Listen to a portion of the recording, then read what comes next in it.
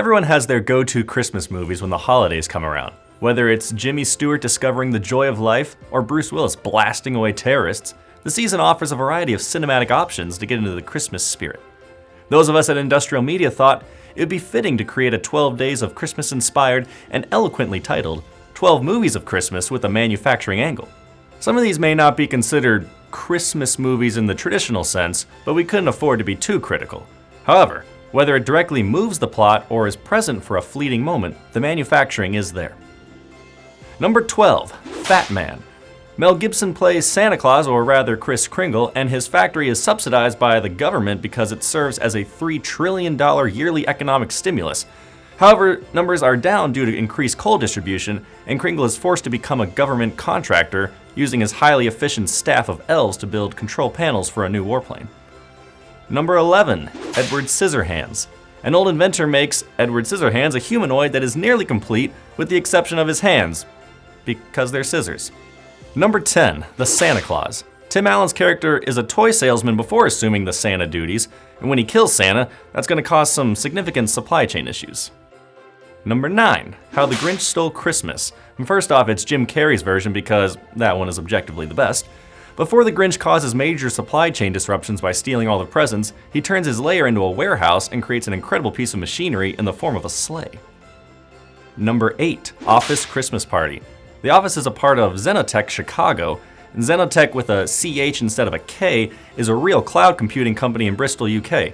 Jennifer Aniston's character, an interim CEO, realizes the company didn't meet its quarterly quota and wants to lay off 40% of its employees, so other characters want to throw a wild Christmas party to impress a client and keep their jobs. Number 7, Iron Man 3.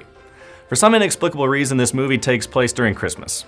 Aside from Robert Downey Jr. manufacturing a fleet of Iron Men, the villain's motive for being evil is established when Iron Man rejects his proposition to join his company, Advanced Idea Mechanics, which invented a regenerative treatment that allows recovery from severe injuries. Number 6, National Lampoon's Christmas Vacation. Chevy Chase works in the prepared food industry, and according to the Vacation franchise's wiki page, he's an expert in the field of additives and preservatives, and he goes on a profanity-filled rampage when his boss doesn't give him his yearly Christmas bonus. Number 5, Klaus. The main character runs into Klaus, who lives isolated and has a house full of handmade toys. They start running a Santa Claus-esque toy delivering service to children in the town. Number 4, the Polar Express. When the children reach the North Pole, they stumble into an elf command center and a gift sorting office facility. They basically get a first-hand look at the factory's operations at its busiest time of the year. Number 3, Elf. Will Ferrell, a human raised by elves at the North Pole, works on an assembly line making toys. He doesn't measure up in terms of speed by elf standards, but it comes in handy when he works for a department store in New York and redecorates the store in one night. His biological father also works for a children's book publishing company. Number 2, The Man Who Invented Christmas. About the writing of A Christmas Carol, Charles Dickens' anger towards his father is due to the fact that as a kid, Dickens worked in a blacking factory because his father couldn't pay his debts. And number 1, Batman Returns. Another superhero movie where the plot just happens to unfold during Christmas. Christopher Walken's character is a millionaire philanthropist who wants to build a power plant in Gotham that he says will assist with energy. But Michelle Pfeiffer's character discovers the power plant will drain Gotham's energy, allowing Christopher Walken to assume control.